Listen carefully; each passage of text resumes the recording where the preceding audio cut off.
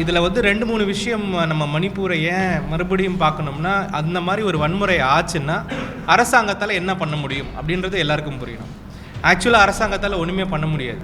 இதே மாதிரி ஒரு அரசியலினால் இந்தியா முழுக்க எந்த பகுதியில் வேண்டுமானாலும் இதை நடத்த முடியும். அதற்காக இந்த அரசியலை முன்கூட்டியே பார்ப்பது ரொம்ப முக்கியம். இது வந்து மணிப்பூரை வந்து நம்ம வந்து எனக்கு தெரிஞ்சு இன்னொரு 2-3 வருஷத்துக்கு கூட இது வந்து எதுவும் அமைதி வராமறி தெரியல. 75 நாட்கள் ஆகிறது. இன்னும் எந்த விதமான ஒரு முயற்சியும் இல்லை. நேற்று கூட வயலன்ஸ் ஆகிருக்கு. இப்போ இந்த மணிப்பூர் இஷ்யூவை வந்து ஏன் இவ்வளோ எடுத்து நம்ம பேசணுன்றதுக்கு ஒரு சின்ன ஒரு ஜிஸ்ட்டு சொல்லிடுறேன். இது ஒரு நாளில் நடந்த ஒரு விஷயம் கிடையாது. இப்போ நடக்கிற அங்கே இனப்படுகொலை, இதுக்கு வந்து ஒரு பில்டப் ஃபேஸ் ஒன்று இருக்குது. இந்த பில்டப் ஃபேஸில் வந்து 2 சமுதாயங்களை போலரைஸ் பண்ணுறதுக்கான ஒரு பில்டப் ஃபேஸ் அந்த அரசாங்கத்தினால், அந்த அரசியலினால் அங்கே ஏற்றப்பட்டது. அந்த பில்டப்பில் வந்து போலரைசேஷன் தான் இன்றைக்கி வந்து வன்முறையாக வெடித்திருக்கிறது. இப்போ நீங்கள் எதுக்கு இதை நம்ம ரொம்ப கூர்ந்து கவனிக்கணும்னா, இப்போது இன்றைக்கி காலகட்டத்தில் ஒரு சின்ன எக்ஸாம்பிள் சொல்லணும்னா, இப்போ இந்த யூனிஃபார்ம் சிவில் கோடை பற்றி ஒரு பேச்சு ஆரம்பிச்சிருக்காங்க. இது முழுக்க ஒரு போலரைசேஷனுக்காக மட்டுமே செய்யப்படுற ஒரு யுக்தி. இப்போ என்ன ஆகும்னா, 2-3 மாதம் இதில் வந்து சரியா தப்பா, இதில் யார் சரி யார் தப்பு அப்படின்னு 2 சமூகத்தை பிரிப்பாங்க. ஒரு சமூகத்தை மட்டும் சுட்டி காட்டுவாங்க. இப்போ இதெல்லாம் பில்டப் ஆகி ஒரு நாள் வந்து இது ஒரு வன்முறையாக வெடிக்கும். இப்படி தான் வந்து இந்த கம்யூனல் பாலிட்டிக்ஸோ இந்த ஃபாசிச பாலிட்டிக்ஸே நடப்பது. இதில் வந்து 2-3 விஷயம் நம்ம மணிப்பூரை ஏன் மறுபடியும் பார்க்கணும்னா, அந்த மாதிரி ஒரு வன்முறை ஆச்சுன்னா அரசாங்கத்தால் என்ன பண்ண முடியும் அப்படின்றது எல்லாருக்கும் புரியணும். ஆக்சுவலாக அரசாங்கத்தால் ஒன்றுமே பண்ண முடியாது. இவ்வளோதான் விஷயமே. இந்த மாதிரி ஒரு வன்முறை 2 சமூகங்கள் ஒருத்தர் வில்லன்களாக பார்க்கும்பொழுது, அஃப்கோர்ஸ் நம்ம நண்பர்கள் பேசுவாங்க, அவங்களுடைய பர்சனல் எக்ஸ்பீரியன்ஸை சொல்லுவாங்க. பார்க்கும்பொழுது அரசாங்கத்தினால் ஒன்றும் பண்ண முடியாதுன்றது தான் உண்மை. ஸோ இந்த மாதிரி ஒரு அரசியலை தடுப்பதையும் இந்த வன்முறையை நிறுத்துவதிலும் எல்லோருக்கும் ஒரு பங்கு இருக்க வேண்டும். அது நடக்கிறதுக்கு முன்னாடி அதை நிறுத்தணுன்றது தான் என்னுடைய தாழ்ந்த கோரிக்கை. அதுக்காக தான் இந்த மணிப்பூர் இஷ்யூவை மறுபடியும் நம்ம பேசணும். அஃப்கோர்ஸ் மணிப்பூரில் நிறைய வேலைகள் நம்ம செய்ய வேண்டியது இருக்குது, நிறைய ஒரு ஹீலிங் நடக்க வேண்டியது இருக்குது. அதெல்லாம் தாண்டி கூட இதே மாதிரி ஒரு அரசியலினால் இந்தியா முழுக்க எந்த பகுதியில் வேண்டுமானாலும் இதை நடத்த முடியும். அதற்காக இந்த அரசியலை முன்கூட்டியே பார்ப்பது ரொம்ப முக்கியம். முன்கூட்டி அதிலிருந்து தெளிவாக வெளியே வருவது ரொம்ப முக்கியம். அது தமிழகத்துக்கு நல்லா தெரியும்ன்றதுனால தான் தமிழகத்தில் இவ்வளோ ஒரு மணிப்பூருக்காக இவ்வளோ பெரிய ஒரு போராட்டங்கள், ஆர்ப்பாட்டங்கள்லாம் நடக்குது. நம்ம கூட வந்து 3 இளைஞர்கள், அனாஷ் கான், ஃபர்கான் மற்றும் அப்சல், 3 பேரும் மணிப்பூரை சேர்ந்தவர்கள். இவர்கள் மணிப்பூர் ஸ்டூடெண்ட்ஸ் கலெக்டிவ் அப்படின்ற ஒரு ஆர்கனைசேஷனை ரெப்ரசன்ட் பண்ணுறாங்க. இன்றைக்கி இருக்கிற காலகட்டத்தில் மணிப்பூரில் வெளியே இருக்கிற எல்லா ஸ்டூடெண்ட்ஸுமே கூட வந்து மணிப்பூரை சார்ந்தவர்கள் எல்லாருமே கூட இந்தியா முழுக்க போய் அவர்களுடைய பிரச்சனைகளை சொல்லிகிட்டு இருக்காங்க. அதன் ஒரு பகுதியாக அவர் தமிழ்நாட்டுக்கு வந்து பேசணும்னு சொல்லும் பொழுது அவர்களுடன் கட்சிகளெல்லாம் தாண்டி, மற்ற நம்பிக்கைகளெல்லாம் தாண்டி அவர்களுடன் இருக்க வேண்டும் என்பது எங்களுடைய எல்லா தோழர்களுடைய ஒருமித்த கருத்து. இன்னொரு கடைசியாக ஒரு விஷயம் நான் சொல்லிக்க விரும்புவது என்னென்னா, இந்த மணிப்பூர் இஷ்யூவை ஒரு ஐசோலேட்டட் இன்சிடெண்ட்டாக பார்க்காம அதை சுற்றி இருக்கும் அரசியலையும் அந்த அரசியல் ஏற்படுத்தும் விளைவுகளையும் எல்லோரும் கூர்ந்து கவனிக்க வேண்டும். அந்த அரசியலில் வந்து கடந்த 10 ஆண்டுகளாக இந்தியா மாட்டிக்கொண்டு வேறு விஷயத்தில் கஷ்டப்பட்டுருக்கோம். இது வந்து மணிப்பூரை வந்து நம்ம வந்து எனக்கு தெரிஞ்சு இன்னொரு 2-3 வருஷத்துக்கு கூட இது வந்து எதுவும் அமைதி வராமறி தெரியல. 75 நாட்கள் ஆகிறது. இன்னும் எந்த விதமான ஒரு முயற்சியும் இல்லை. நேற்று கூட வயலன்ஸ் ஆகிருக்கு. So I request our friends to speak a little about your own experiences and your request from the people. Directly come straight regarding this recent communal violence incident in Manipur. Since 3rd May 2023, there have been a violent in Manipur between a majority Meitei community and Kuki community due to the 10 years old recommendation of Manipur High Court regarding the AST, to grant AST status to the Meitei community, and against the scheduled tribe, against the inclusion of the scheduled tribe status of Meitei in the scheduled tribe list. There was a peace rally organized by All Tribal Student Union Manipur, and soon after this peace rally, this violence started, and the law and order of Manipur state is completely failure. Manipur state law and order, as the Manipur state law and order is failed to stop the communal violence. There are lots of people, more than 70,000 people have been displaced, and more than 7,000 plus houses have been burned down. 359 churches and quarters have been burned down, and 297 villages have been burned down. Now, in Manipur, there is a complete shutdown of internet for more than 75 days, and there is a complete imposition of curfew. So now the main issue is like why the Meitei demand AC status. I will give 2-3 reasons. Like Manipur merged with India on 15 October 1949. After Manipur merged with India, Manipur became the 19th Union Territory state of India in 1972, and to protect the ancestral land, to preserve their culture, to preserve their identity, Meitei demand SC status so that they think they can preserve their culture, identity, and their ancestral land. On the other hand, on the other side, Kuki oppose the inclusion of SC status of Meitei in the scheduled tribe list because they think Meitei community, they are mainly settled in the Imphal Valley, which is mostly advanced educationally, socially. They are advanced, and if this SC status is given to the Meitei community, then there will be lots of reservation, and the Meitei people can buy land in the hill. These are the some points that Kuki oppose the inclusion of Meitei in the scheduled tribe list. And then there are some other issues that we can discuss, like this violence is not a random violence or is not a random riot. We can say it's a form of partition in a state within a country because there is a complete separation of people in the hill and people in the valley. Before this violence, those people staying in the valley, they are now already in the hill, and those who stay in the hill, those people from valley staying in the hills are already in the valley. So there is a complete separation is going on, and there are many opinions and regarding this violence as is a orchestrated or is a planned violence. But my point on this regard is that Manipur is mainly dominated by Meitei, which is the majority, which contribute around 45 to 49, and second is Naga, and then third is Kuki, and then fourth is Meitei Pangal, which is the Muslim in Manipur.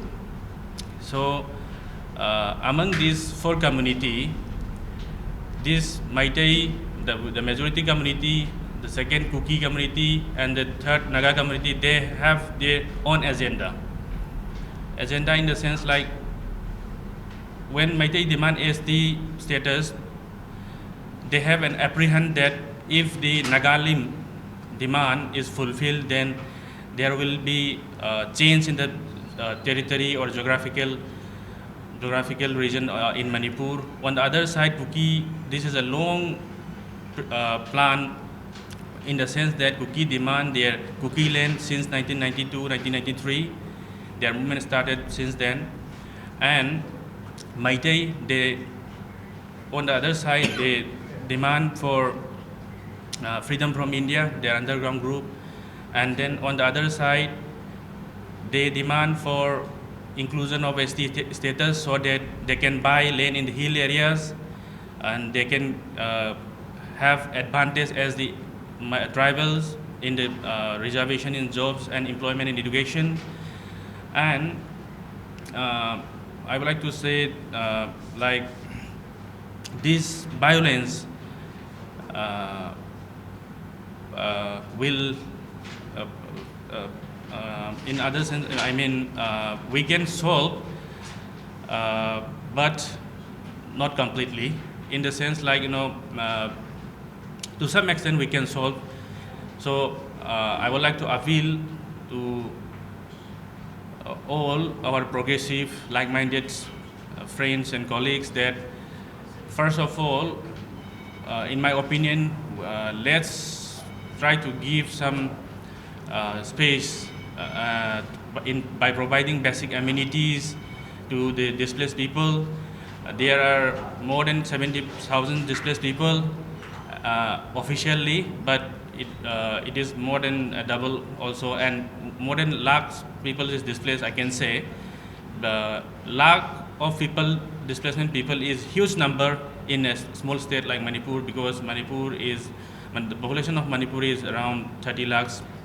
So it's a huge number, and I would like to focus on this on the thing. If the people in the relief camp are not provided with basic amenities, then they will be frustrated, and out of anxiety and stress, they will come out to fight each other. So if we focus in this area, if the government, if the state government, union government, and those organizations, the civil organization leaders working on the ground, if we focus on this area, we can, to some extent, calm down the situations. And one thing regarding these factual data, I would like to put, like, there are more than 200 newly born babies in both the communities, and more than 217 pregnant women is there, and there is a complete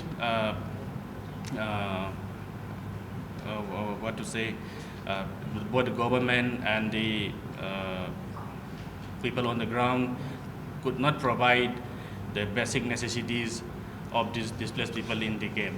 So to further speak on these details, there are other issues we can discuss. These are some of the simple points regarding this violence.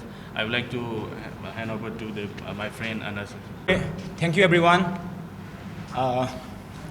We highly appreciate our Tamil brothers and sisters for your effort to calm down this mayhem crisis, to calm down this chaos. And we have come here a few days ago. We have met with few political leaders, civil leaders from different political parties, and I believe we have garnered so much support that we required to stop this violence and to end this crisis.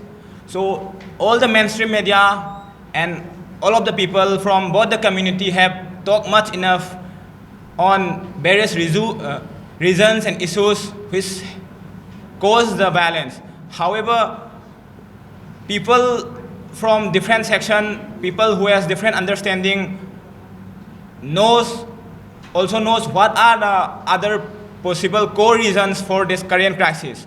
So one of the reasons which cause this crisis is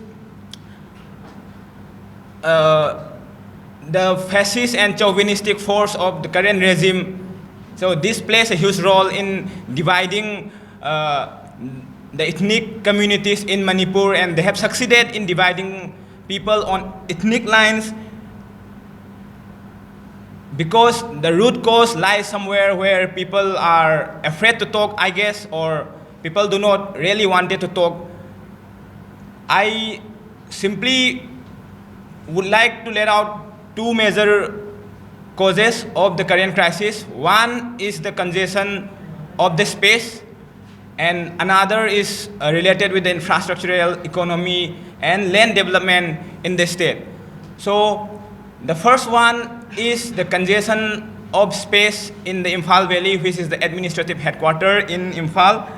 Most of the economic space, most of the important administrative office and other government institutions are being confined in 700 square mile of Imphal Valley for all the 16 districts of Manipur, thereby supported the inflow of people from various regions. So